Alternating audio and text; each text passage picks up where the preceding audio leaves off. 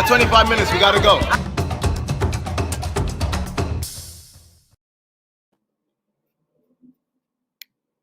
Welcome, everybody. It's Wednesday. Happy Wednesday. Happy hump day. And I know I look like I'm all by myself, but I'm not.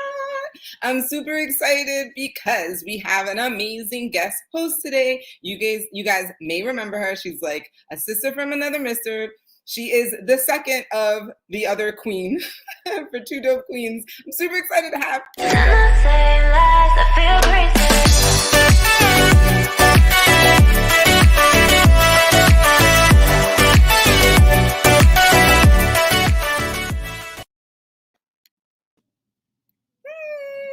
There she is.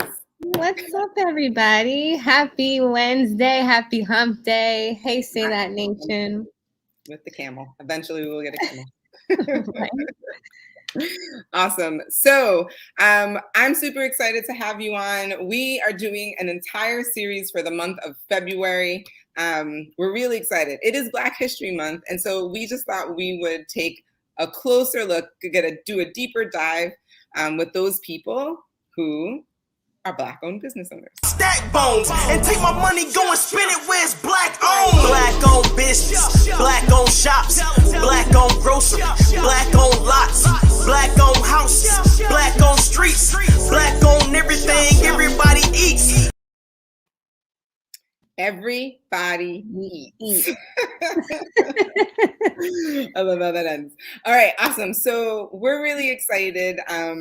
I know that we have had two really great Black business owners who have come on earlier. We had Keith Gross, and then last week we had Anthony, Visionary Ant. Hey, Ant. Let me be clear.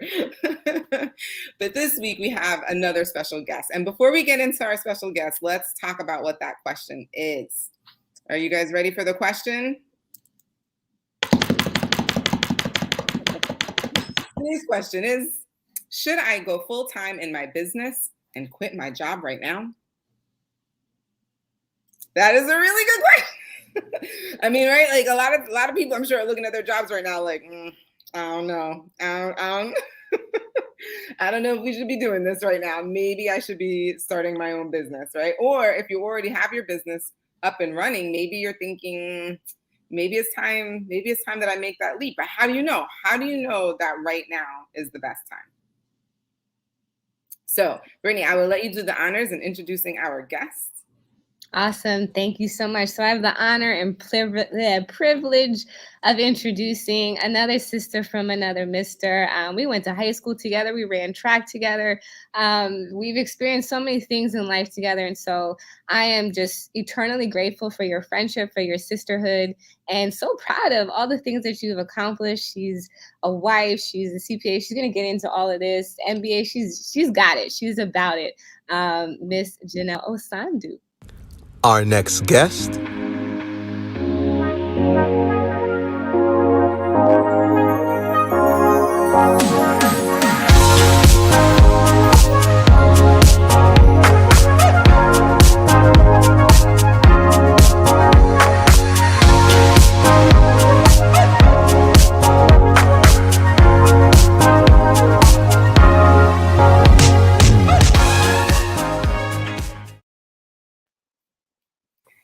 Hey, there she is. Here I am. Thank you guys for having me. Thank you for the intro, Brittany. Of course, of course. Boss queen in the building. So tell us a little bit about yourself. Tell us a little bit about what your business is, how you got involved in that business. Where do you even live right now? Where in the world is Janelle Osondu? Where in the world? So my name is Janelle Osondu. I live in Frederick, Maryland. I have a CPA accounting firm that's virtual. We do taxes, bookkeeping, and also consulting services. OsonduConsulting Group is the name of it. I started it in 2019 while working my full-time job. So I guess to give some background, I have a background in federal accounting and auditing. I was both a federal employee and a contractor, so I did that most of my career. In 2014, I started working with a colleague at her accounting firm in it was just a side thing, just doing taxes and small business accounting at the time. In 2019, I branched off and started OsonduConsulting Group, which I still ran part-time. And then recently in November 2021, officially, I quit my full-time job and I started working my business full-time instead of part-time anymore. So that's some background. That is awesome. I'm sure a lot of people are listening to your story and thinking, man, like I really want to put myself in a position to do something like that. So let's get into the question, right? So I've got the timer on. Should I quit? Should I go full time in my business and quit my job right now? What's your answer to that? What do you? The answer is yeah. Go ahead. It depends. Okay. So I definitely advise on planning. Like I don't advise on just quitting your job and not being financially ready to do that. So I guess I wanted to quit my full-time job like maybe really like 5 years ago, actually, in 2017.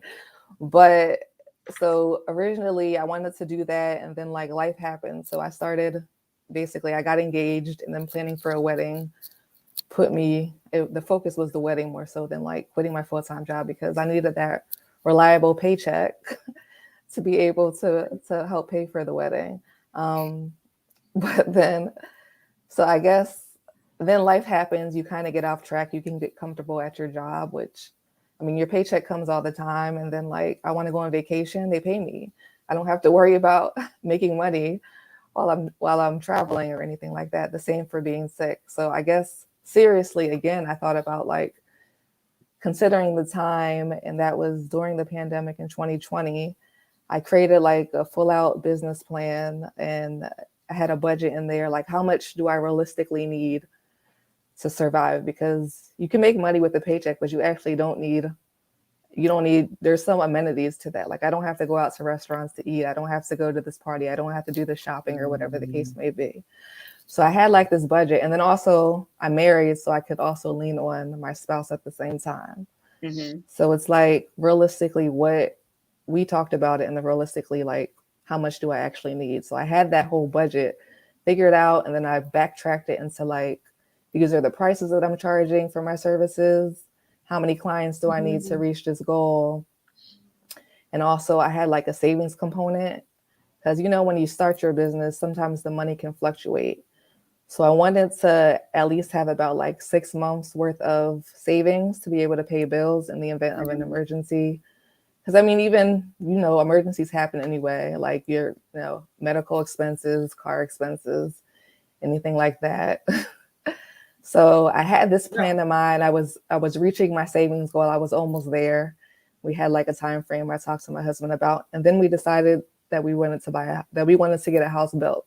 So that changed everything. I mean, the focus was on we just focused on, I guess, accumulating. We wanted to put down a large down payment on our house, basically, so that it could be an investment both for ourselves and also, I guess, so that he could primarily, I guess, carry the mortgage. So we wanted to put down a lot of money up front, get the mortgage to a place where we wanted it to be.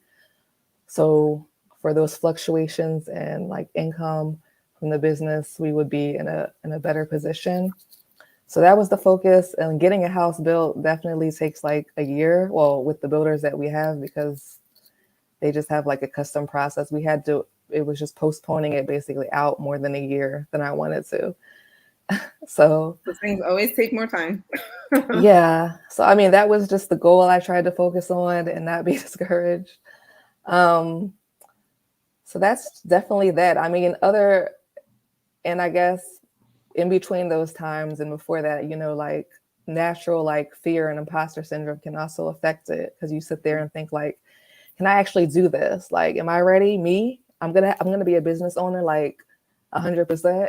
People are gonna rely on me. Mm-hmm. Am I gonna make enough money? You worried about it? Like it's comfortable here at my employer, Mm-hmm. I get my money. I know when it's coming. I can live my life the way I want to. I can travel. I can go out. I can go to this party. I don't have to worry about it. But when you have your your business and the way the money comes, and you have to budget more. And in the beginning, I guess when you're still trying to establish yourself, you just have to compromise on some of the amenities that you're used to. So I guess that's my whole main answer. So Janelle, you've said so many things and you've given us so many nuggets. Like, I want to address some of the things that you said. So first and foremost, creating this budget and this 6-month cushion of savings we've heard it be called savings for a rainy day, savings for in the event XYZ happens, and really sticking to that. So kudos to you for sticking to it, and having the support with your husband to do that, and just figuring that out, because it's not easy. It takes a huge amount of consistency and discipline to do. So in creating that budget, within that budget, did you leave room or cushion for anything outside of those bills, or was it just like, here's what the bills are, and if it fluctuates, so like for example in the summertime, like the not the heat bill, the AC bill, electricity bill goes up, like how did you go about that too? Because I know how you are with numbers. So I think it was more so strict, because I have a normal budget that I use. I call it like a loose budget, a loose budget. So I know like the bills I need to pay, monthly, and like you said, some of the things fluctuate. So I try to put in like an average, the average amount, or maybe I might go a little higher to give a little cushion there, for anything that might change. But I had like in my flexible budget, I had stuff like shopping and like food. My food budget was higher because maybe that would include like going out to eat and things like that. So like some fun money was in there. So I just cut some of those unnecessary expenses out and just looked at like, what is the bare minimum, I guess, that I could actually survive off of. Not even, I mean, I was just doing it off of me, but my husband was still there. But I was just trying to see like, if anything were to happen, to him or anything like that, could I cover it? So that's the way I thought about it and structured it. Thank you. We have, Janelle, I didn't know if you wanted to ask one of the questions in the chat from Winston. Sure. We have some already. What did you do to help with your imposter syndrome? Is that when you set it up, like ding, ding, ding? I would say that's a work in progress, to be real. I guess what I didn't say in my background is I actually have a lot of entrepreneurs, my dad's side of the family. Oh, interesting. So I got into accounting. Accounting was in my family. My grandfather, my father's father, he was an accountant, and he basically started his own business. He got married young, and then he put himself through school, and he started his own business there. He had a tax business that my grandma worked at. I won't say she was an accountant, but she was also doing like taxes, that he taught her how to do the business. And he had some other businesses there. And then my aunt, my dad's sister, she's a CPA, so she also worked with them as well. So I was familiar with the profession, but I wasn't really interested in doing it. I guess I wanted to do something different for real. But I guess I took a course in high school, and it was interesting.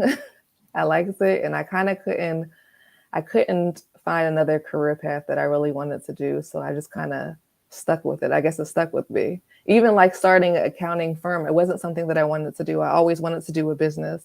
I didn't exactly know what kind of business I wanted to do. I'm so glad you're talking about this. That was my question. How did it, you could start any business, but like, why did you do it in accounting? But go ahead. Yes. I really didn't want to. I really wanted to, I don't know what I thought I was going to do. I thought I was going to invent something, but I didn't know. I mean, I don't have any inventions, but like when I was doing things when I was younger. I liked making money. I liked keeping track of money when I was younger. Like I used to like have a notepad, and like when people would like borrow money, it could be like $1. I don't know. When I was young, I just used to be anal about stuff. I remember. And I'd be like, oh, you owe me. I used to like pay attention and write it down. I don't know what it was, but so I knew I wanted to make money. I just didn't know exactly how. And then, yeah, I wanted to do something on the side. I had time. My friend was like, you can work for my firm. You can work with my firm. So I started doing it and realizing like, this is actually something that I can do. I guess I felt like the self-satisfaction because I worked directly with clients and it was them telling me like, oh, thank you so much. And they were just appreciative of the service I was providing versus like working for the federal government. I'm doing things, but it's not self-satisfaction because I don't see the end result that much, or I didn't think I was making a difference. So it wasn't that self-satisfying to me. So yeah, here I am at accounting. I guess it stuck with me. So what did you do with the imposter syndrome? Oh, sorry. I kind You of got answered like my own question. Yeah. So I think the point was saying that I do have a lot of entrepreneurs in my family, and I know a lot of them were like telling me, just do it. Just do it. Like, what are you waiting for? You're and then they would say, I think my godfather told me like I was afraid, and he was right, because I was afraid of losing stability and everything. And just, I guess getting over the imposter syndrome is like the assurance that the affirmations and assurances that my current clients give me when they tell me, sometimes, they ask, I'm doing a task and I'm not sure like if I'm doing it that great or whatever, but their feedback really helps me like, oh my gosh, they really appreciate me. I'm really doing it well. Like I have several clients that tell me this. Why am I thinking that I can't do it? Like it's already proven here. I'm getting referrals from these people. So it's like, even though like I wasn't super promoting my business because I still had a full-time job that I changed full-time jobs, but like the bandwidth was just busy at my full-time job. So I didn't want to like overdo it for myself, but I would still get different referrals from people from word of mouth. So it's like, I'm doing a good job here. People are coming to me. So it's just the confidence and the timing, thinking like, I need to do it. I'm miserable at this job. I don't want to crawl up the corporate ladder. Like I'm not interested in that. I didn't have an interest in progressing that way. So it's just remembering, how I'm making my clients feel and what I'm doing for them and how much I can do for other people. And just, I guess, faith. Also like remembering, I believe in God. So like just having that faith there and just prayer. And so it's a work in progress. I'm also in this Accountants of Color networking working group that I found. I think I joined it in 2020, possibly. So in that group, it's a lot of people in the industry in just different areas. So some people are like students. Some people have been running their full-time business for years. Some people were part-time. Some people just converted. So I think just that network of like singular-minded people just helping each other with different resources also helped as well, because it was like I have a similar community. We're supporting each other. So all that at the same time, realizing like they can do it, we can do it. People are doing it. I can do it. I've been doing it. Right. Yeah. So like, I think Janelle and I are about to say the same thing. It sounds like surrounding yourself with a network of people who are like-minded, who are constantly interested in uplifting you, right? Like no one's here to tear anybody down. And that consistent reassurance from your client population, like, hey, I really appreciate you. Like that, those constant affirming words and phrases and just people appreciating you. And that just reassuring you, like putting that gas underneath your butt, like, hey, you've got this, you can do this. People appreciate what you've been doing. Keep it moving. Yes, exactly. That's so important. Do you feel like you've had mentorship along the way then too? Like, do you feel like your father helped in mentoring you, or do you feel like just him being a role, like modeling what starting a business is like? So I'll say, so my aunt is a CPA, and I know she always like encouraged it, because I guess there's not that many Black CPAs out there anyway. So it was something she always encouraged me to get. So I always reached out to her for some advice on different things as far as like just structuring my business and some of the pricing and doing things. She would always tell me just to do it, and I guess I just dragged my feet on it in some cases, and in some cases life happened and you just have to pivot and change direction for a temporary period of time. But I'll say that, my dad, he always encouraged me he encouraged me as well. And some of my other family members in their different entrepreneurship activities. I was just I liked the way they lived their lifestyle. And I mean, just being in charge, I guess. They're being in control of your own schedule. And things were working out for them. I was just trying to wait for my time. So, yeah, I love that. So one of the things that I can really relate to is when you were talking about like, this is not where I find my fulfillment, right? Like not here, not in this corporate setting, right? Like that's not where I'm finding the fulfillment. It sounds like you get more of the fulfillment from your actual clients, like the people who are coming directly to you instead of what used to have to happen when you were working corporately. Exactly. It was just that I guess I was taking on work that I was choosing. So it's like I have the choice to take these clients on. I have the choice in the work that I'm going to do. I was in control of my time, and just like you said, the feedback, working with them, helping them. If they have questions, I answer them, and they just were really appreciative. Versus it's just different when you work in a different environment. It's not something, I mean, it was okay. I liked the people that I work with, and the work was all right, but it wasn't something that I knew I wanted to do long term. So then that's the part that's hard. It wasn't fulfilling. I had some other colleagues who they enjoyed it, and their dreams were just to get up the corporate ladder, and I was kind of fine where I was. But yeah, so I'm happy to make that transition to have more satisfaction in what I'm doing and career-wise. 100%. I think I know for myself, I didn't realize that one, there were things that I wanted that I only thought there was a certain way to get it. So it meant like working my way up this ladder, even in the industry that I actually really love, which was health and fitness for such a long time. I was like, okay, I'm going to be this and move to this level and this level and this level. And I was told so many times, like, you don't want that. And I was like, no, this is how I have to do it. And they were like, yeah, no, like that's not actually how you want to do it. You're not going to get what you want, really. So it took me, I know personally, a long time to figure, or I don't want to say a long time. It's on time, but it took me a time to just come to that for myself as well. But being that you kind of always knew it, I think we had that conversation many years ago. She's like, yeah, I'm not about this federal government. I remember that distinctly. So.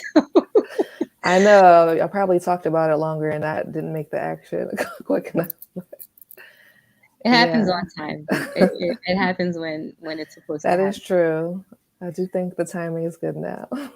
Well, I mean, to get back on that, because like you told your whole arc story, and I was just thinking, like, because Brittany's right, like there were so many things, like so many nuggets as you were telling your story. But one of the things I was thinking is like, okay, you made all these, but like, what was it? Like, what was that? Like, was there like a switch in your mind that just happened and you were like, nope, this is it. I gotta like now take the steps to actually do this, like to really go all in my business. Like what was that, or what were the things that helped make the switch? Because I get that you like took very detailed steps to do that, but like, what was the moment you were like, no more? I guess I think, like I said, when I started the business, when I started doing the accounting and taxes on the side with my colleague, I wasn't thinking, I like forgot that I actually wanted to be an entrepreneur. I think I was comfortable. It was like my first real job after grad school.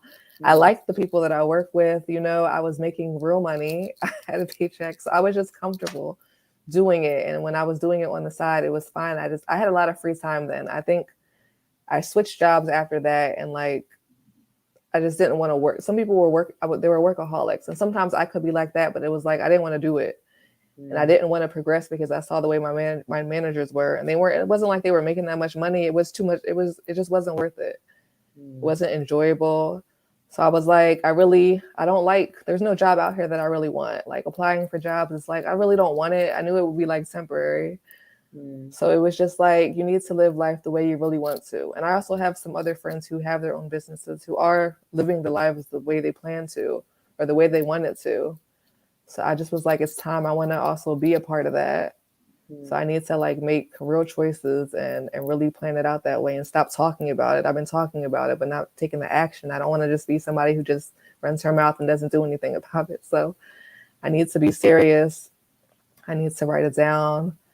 So that was the process. I needed to make a plan because I'm too risk averse to just jump and I wouldn't advise I'm going to quit my job. I'm tired of it today and just moving on without having a plan, but it was a because life is decision. real. Yeah. It's a decision. I get that you're going to make a plan, but you had to decide right. that you were like, I am now going to make a plan to leave. Like, you didn't just like one day make a plan. You know what I mean? Like, you had to make a decision first. And I think that's actually really key in whether you decide that like it's time to go all in. Because the planning, I feel like, well, I actually want to get into more of the planning, but I feel like the first step really is the deciding, like seeing where you are, wrecking the awareness to know like, okay, I am comfortable, but like the people who are my superiors or the people above me or whatever, like they're not necessarily happier, nor are they making a lot more money. Something doesn't add up. Like you're, right? Like you're just like, this doesn't, no, wait, hold on. This doesn't really make sense. They have the higher title or whatever it is, but do you really want that? You know what I mean? Like they seem more stressed. Do you want that level of stress just to say, I think I saw something on Instagram, sorry to interrupt you. Some of your best roles or titles don't end with manager or director. I'll say it again. Some of your best roles and titles don't end with manager and director, and people can get caught up in that. And so I have a question for you, which is you mentioned this, like, how easy is it to get caught up in the cushiness of a consistent paycheck, paid time off and all of that when it comes to, or in general, and how does that affect you, really stepping out? It's very easy to get comfortable. I mean, if you like the amount of money you're making and you want to continue making that money, without like starting a new job or starting to do your business on a full-time basis and then just not knowing, I mean, initially you don't always make that amount of money just starting out. So it's just like, do I really want to take this drop in income, this constant income that I'm getting? Like I said, the money that comes in, that whether I go on a trip for 2 weeks or whatever, I'm still getting paid. My paycheck will still be coming. If I'm sick, I'm still getting that paycheck. I don't have to do much. I don't have to do extra to get the same money that's supposed to be coming. And then you can also like your coworkers. It's just, you like your lifestyle. If I want to go shopping or whatever, I can do it. If I want to go on, I'm able to buy what I want to buy without like worrying about the money that's coming. So it's very easy to get comfortable there and forget your goal. That's why it's easy. Like you might have that goal there, but you're still doing it because you're comfortable where you are. I'm comfortable with the lifestyle I'm living. Although I'm not happy, like at my job or my career, I like my lifestyle. I think something that is coming up for me as you're talking is I've heard several of my own mentors say, good is the enemy to your great. So you're living a good life, but you're like, okay, comfortable, right? The comfortable is the good, but it's keeping you from your great. It's keeping you from the life that you want. Because to your point, you can have both. You can be fulfilled and go out and like be happy with what you do. Like you can be fulfilled. You can still buy the things. That was the other thing. I was like, it's so interesting. The things that were keeping you comfortable seemed very superficial. I could go out when I wanted to go out to a restaurant. I could buy what I wanted to buy. Right. But it's like, all right, got it. It's all like the superficial stuff, the stuff that you can put on Instagram to flex. Okay. But like, but the real thing is that you were like, yeah, but I'm not really satisfied here. Right. All right. So my question, and I know we don't have time, but like the thing that I really want to get into is like, all right, we understand that we're not like, we see what everybody else is doing. We recognize like, nope, I need more. This is great, but I'm looking for more. I need more. And so I'm ready to now take it to the next level, take my business, go all in it and like run with it. So now I recognize, okay, so if I'm going to do that, I need to have a plan. And that's what I want to get into in overtime. The plan. The plan. We got to get into this. Like, lay it out first, Janelle. we got to get into it. So look, Thank you. Look, I want to make sure that everybody knows how to find you. So if you want to reach out to Janelle on Instagram, this is her Instagram. You can find her here. Uh-oh. Did it come up? Oh. It came up, yeah. Oh, okay, great. And then all of a sudden my internet got wonky. And this is her website. So I wanted you guys to take a look at that. Super cool. If you need accounting and tax services, now it is the season for this. So you want to make sure that you can connect with her and get what you need done for your family and for your businesses. Is there a particular type of business or individual that you like to work with for your consulting? So I work with all individuals and small businesses. Usually it's people that don't have that many businesses that don't have that many employees. They might have contractors, but it's not like I don't have a niche specifically. Most of my clients are service industries or in the service industry though. Okay. Fantastic. No, that's really helpful. We know people like that. We can send them your way. Sounds good. All right, awesome. So that's where you can find Janelle. If you are coming over to us on overtime, please go ahead and start doing that now. One of the things I wanted to say, and everyone's saying that you did such a great job. Thank you. One of the things I wanted to make clear, because I know we have so many people who check us out and they're not really sure why we even have Janelle on. So the purpose of saying that is that there are a lot of people who are entering their own businesses right now, especially during COVID. And we love to hear how people start from nothing and then get this massive success. But what happens during the ugly come up? What happens in that middle phase? That's what we want to focus on. We want to help you people. We want to bring to you people who are in the trenches like Janelle, who can share with you what they've learned, the wisdom that they've gained as they've created their businesses to the success that they've had. So that way it can help all of you. So we're really excited that you were able to come on with us. Thank you so much for sharing your time with us on YouTube. We are going to get into this on overtime. If you want to know what the plan is, look, in overtime, you can find that on Patreon. Go to Patreon, look for Say That on Patreon, become one of our community members, and you can get access to this conversation overtime where Janelle's going to get into the nitty-gritty plan. All right? Because, yeah, we need to talk about this. Definitely. All right. So I have lost oh, nope, here we go. So as we close out, as always, remember you deserve the good life. Say that. Bye.